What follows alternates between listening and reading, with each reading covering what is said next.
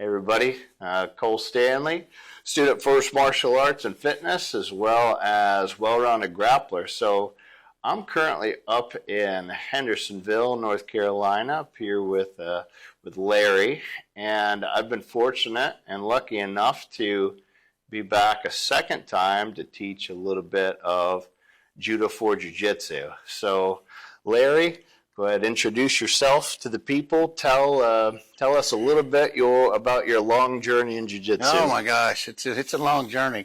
My name is Larry Shealy. I'm originally out of Florida. I'd run a jiu-jitsu gym for 19 years in Florida and moved to. I'm now in Hendersonville, North Carolina. Hendo BJJ. Been at Brazilian Jiu-Jitsu for 31 years, coming up on 32. That's one of the lucky guys being at the right place at the right time.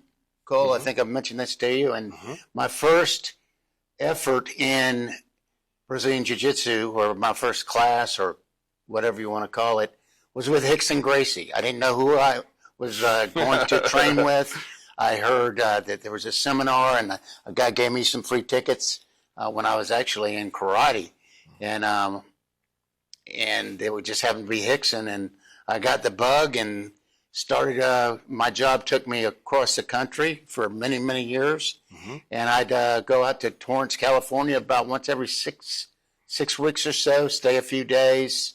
On my vacations, I'd stay out there for camps, and started with. I was the original guy in Florida who had the Gracie Jiu-Jitsu Training Association. Wow. That's a mouthful, but that's with Hoy Sand Horion. Yeah. And that's what got me started. And I was a blue belt, which meant I had the videos and the other guys didn't. Yeah. Yeah. So that's how that worked back then. We can touch on Rickson a little bit, but so the first surprise, even though you said you didn't like him. So this morning I went out and wanted to get a coffee. And I like local places, and I went to a place, I can't remember the name of it, but the owner's name is Zach Pritz. And Zach, he saw my shirt that said judo, and he's like, hey, do you do martial arts? And then I'm like, I'm in town, I'm teaching up at Hendo. He's like, I know Larry. I was with Larry whenever he had a dojo in his garage. Yeah. That was true. So that is true. So so a small world, and then we started talking about jiu-jitsu, wrestling, judo. You know, it was fun. He's a very good wrestler. He's a good blue belt. That's what he was saying. That's what he's saying. So your start is kind of similar to what I'm doing with my dojo, right? But instead of in my garage, I have a 1,200 square foot metal building, but it's in my front yard. But it's kind of the same thing, starting at home, small student base. So, walk us through what that process was like and why you decided to start teaching people in your garage. And now you're here. That's a long story, too. What happened was I came here. I was actually doing some consulting work in the medical field at the time, and my wife and I and Joshua he's homeschooled, so we could travel anywhere.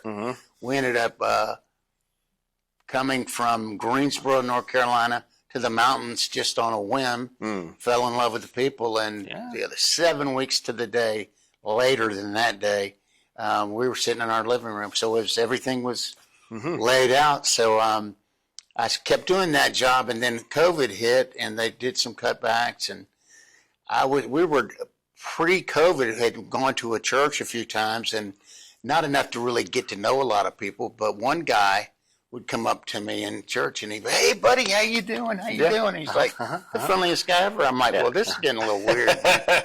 But what he had done, his name's Michael Coggin, and he was the assistant pastor, and he did counseling and stuff. But he found out that I had done jiu-jitsu, and I wasn't doing it anymore. I was just teaching my son. And at that time, J-Man was 13. And it was just us two. And he goes, "You're going to teach me." I said, "No, I'm not going to teach you." He said, "You are going to teach me." "No, I'm not going to." And the guy, he would literally, and we laugh about it to this day. He ended up moving to Alabama. But,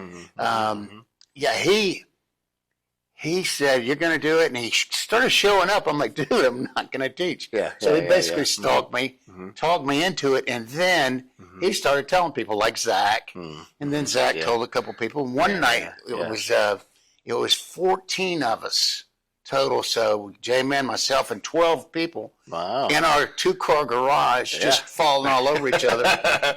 And we'd take turns. But my wife came out and she goes, and you can imagine what this felt like. Yeah. She walks out, she looks around, she goes, And that's the international sign out.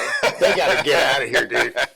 So that's how that came into play. So 14, then things happened. I asked the guy one time. I was doing actually a podcast for another friend, and I'd asked him, "Do you know anywhere to get a gym? A gym?" And we ended up one time we went to a MMA place, outgrew it.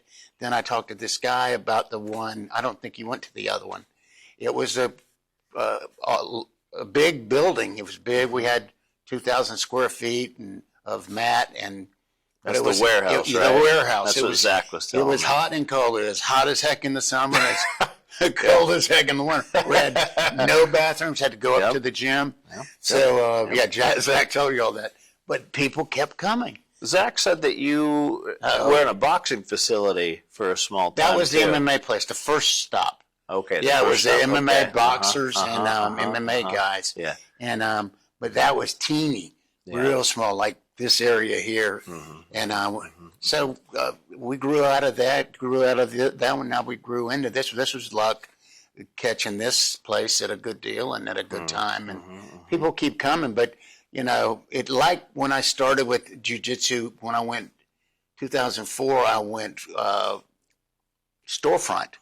And I had tried jobs around. I'd retired from medical device sales, been in that for a long time. And it was making a lot of money, just was ready to get out and do something different, but I couldn't find what I wanted to do. But in the meantime, that was back when the internet was just coming around. It's 2004, 2005. The phones weren't great, My website, I had a one-page website and a cell phone. And that phone rang off the hook. Really? People wanting to learn this new thing. Because that was when the time frame when the UFC went on television. And that's what made the big swing to people jumping into it, because they had some rough goes during those years getting the UFC fights going. So, but Gail, one day she goes, "What do you mean you don't know what to do? Your phone rings off the hook." Like that was her way of, she's the sweetest thing ever. If she ever sees this, I want her to know that. No, but she said, "You just go storefront, go for it." And she's done that from day one. Go for it, man. Okay. If it's what you want to do it. And the money will come. And that's kind of what it is. I don't make near the money I made back then. Oh, I'm sure. But I'm 10 times happier, and I got a much better life and a lifestyle, and have met some of the coolest, nicest, friendliest people ever who could probably kill me. Yeah, of course. Yeah, literally. Literally. So, and that goes for you too. So I'm glad to do that. But that was my thing. I did some tournaments. I was average, but my real go-to has been my teaching, and I learned that through the medical sales, just getting to know people, and sharing. Well, if you have a passion for something, good things happen. Yeah, you have passion for judo. I see things happening in what you're doing, similar to what I have done in the past. But just if you have someone who supports you and is for it, then go for it. That would be my talk to anybody. I definitely have a very good supporter. My wife and my daughter are great. They've they're very, very, very supportive of this. So so I feel very lucky, very fortunate, because I'm a little bit of an outlier with judo, because for the majority of judo in the United States and most of the world, judo is offered for sometimes completely free, or sometimes offered for literally the cheapest that it could possibly be, just enough to barely keep the lights on. But I've opened my dojo, and I've titled it Martial Arts, because I want people to, when they see or hear the word judo, a lot of people don't know what it is. But people generally will have an idea of what martial arts is, the discipline, the self-respect, the getting in shape, the defending yourself. So I've used that approach, and I got some advice about doing that. And I think that most of the people that have come to my club didn't know what judo was, but wanted to just come and learn a martial arts. So I think that was better for me. Oh, yeah.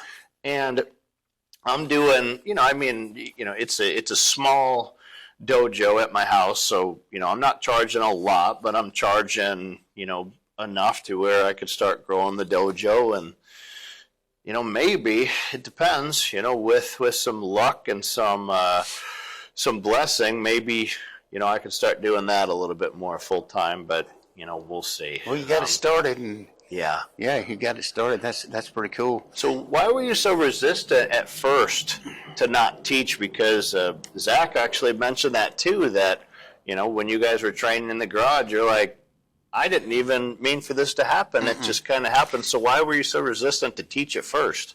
It was because at that time I still had a job, and I didn't want to commit to something that I couldn't stick with. Right. And frankly, I was a little tired. I'd already taught like 20-something years, and I was so lucky to the people who taught me. Yeah. My first many years after meeting Rickson and going to the Gracie Academy in Torrance, California, was with Hoyce. Yeah. The real dude.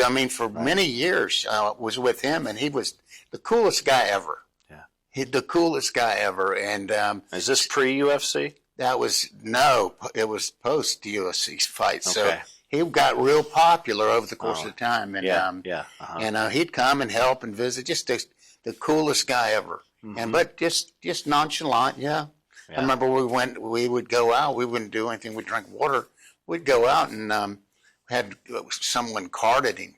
And he goes, "You look like Hoyce Gracie." He goes, "I am Hoyce Gracie." And the guy made him show him his driver's license. But he was the most cool guy ever. And he got real busy, obviously, and traveled the world. Yep. And, still doing it. Yeah. And still traveling. Still and wears a blue belt, which is pretty cool, like his dad did. So that's pretty cool. But from there, training and learning a lot from him, and just a lot about the martial arts, a lot about fighting, a lot about attitude.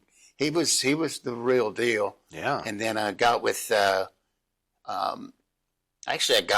Gracie Baja for a couple years, and the training model was great. Yeah. The franchise model didn't really work. So I ended up with Higan Machado, his Hoyce's cousin. So I've been with him about 15 years. A lot of years stacked up there. And I really took a liking to teaching everyone, but the kids, when you see a kid go from 6 to 15 and the growth they go through, and all the benefits of judo, any martial art, actually, it just, I'm glad I came back to it. Yeah. Started Kid Jitsu, trademarked that in 2006 or 7, and had a real good thing going across the country, and then the economy. So I've seen a lot of things over the course of time, but the jiu-jitsu is still jiu-jitsu. It's at least our style is. Yeah. We don't sit down and fight. We still stand and go at it. But no, it's if someone's in a martial art, they're on the right path. Yeah. In my opinion. So. Yeah.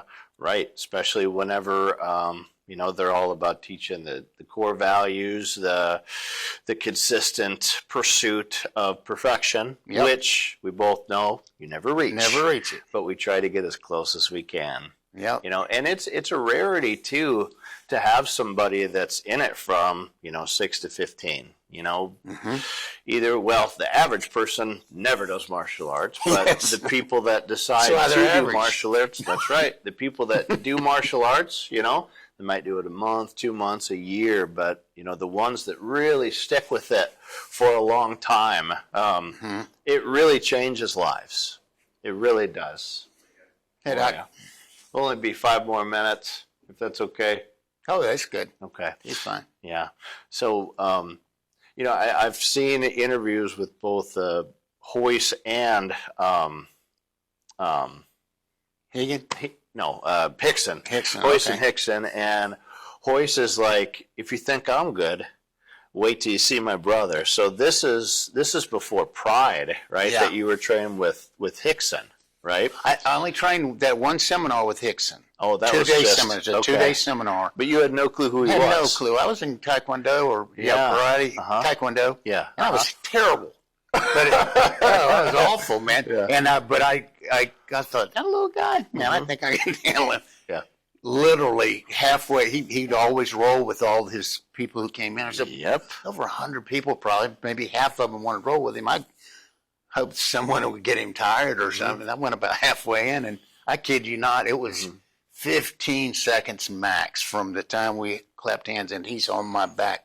And it was November 5th and 6th, 1994. And I remember to this day, he right behind me, he's choking me, he goes, and since it's close to Christmas, he said, "Early Christmas gift, my friend." I have never forgotten that. I'm like, this guy's the deal. And he was, and so was all the brothers. I mean, they're just an amazing family, and their books are just phenomenal, just how they grew up. It's a lot different than we did, but they brought a lot to this country. Just all the martial arts have. They really have. They've been, quoted as, one of the most important martial art families, and in if not the last 100 years ever, because they've really spread martial arts, worldwide. So. Oh, good. How are you? Yeah. Good, man. Nice to meet you. Good to see you. We'll see you in a minute. Yeah, but good to go. Glad to see you. So, they were very influential in it. I was horrible. and I'd say I was average in training. Won as much as I lost, or lost as much as I won. Of course.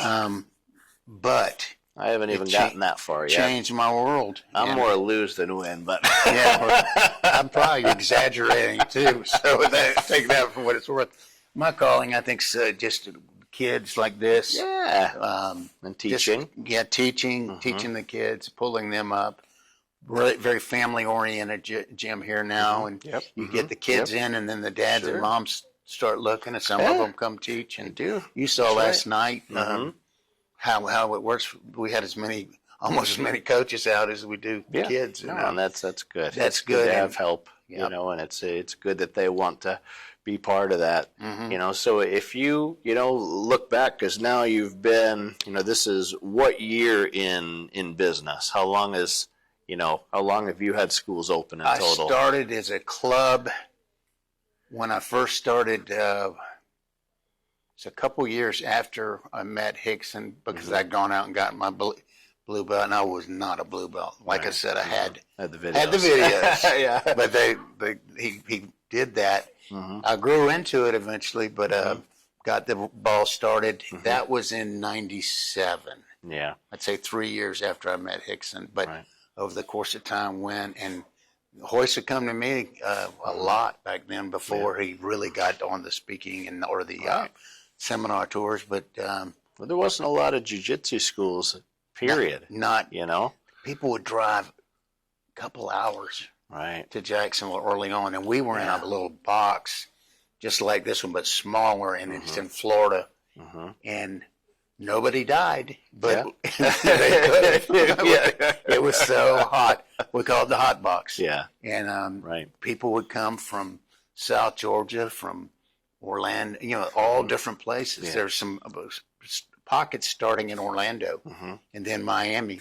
But we were in there early. I wasn't one of the dirty dozen, but I was probably in the top first 50 or 100 coming over here doing that, which is, at that time, I just thought, wow, this is fun. Yeah.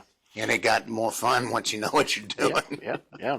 So the landscape is different, because, it's 20, 30 years later. So, there's some differences in 2026 compared to, mid-90s. But, me starting a dojo, kind of in the same type of way you started, what's some stuff that, you could give me advice-wise, as far as, things that you wish people would have maybe mentioned to you early on when you have, You know, a building that doesn't have much climate control. I got a couple fans and a couple space heaters, and I'm going to get an a window unit. So it's only going to take the edge off, and there's no bathroom, and it's in my front yard. So just what's some advice that you can give to me? That's the guys who want it will come. Yeah. The people who want it will come. I would say when you're running a school, be consistent, be predictable. Okay. Like I'm a freak for safety. Yeah. And if I get real loud, it means somebody's being dangerous. Yeah. Or in danger. And the only reason, not the only reason, but the main reason for that is seeing so many people who needlessly got hurt over the course of time with just the ego of not tapping. Okay. Yeah. And I was one. I didn't know to tap. First time I went to Gracie Academy and really trained, I got put to sleep. This guy, fundamental front show, I didn't know what he was doing. Yeah. And they never told me. Boys come, you need to tap, dude. I'm like, I don't even know what a tap is. I don't even know what a tap is. But I think be safe, but as a manager of any people, be consistent, be predictable. Okay. What goes for you, goes for me, goes for him. We're all created equal. Yeah. Yeah, and on the mat and then off the mat, we're still buddies. What I love most, though, is the camaraderie we develop. Yeah. Guys like this dude right here, my doc. So I think it's that's what I would say. Just be consistent, predictable. Thank you. Put safety and put your core values out there first. Yeah. If you stand for something, stand for it, and everyone will, who wants to be there will follow. That's my thoughts on it. Well, thank you so much, Larry. We're going to cut this interview a little shorter than normal. Maybe we can talk a little bit tomorrow. We'll just kind of see what the schedule looks like. But, thank you so much, everybody, for tuning in. And, obviously, if you're in Hendersonville, Asheville area, please stop by Hendo BJJ. All right. Thank you so much. Bye, everybody.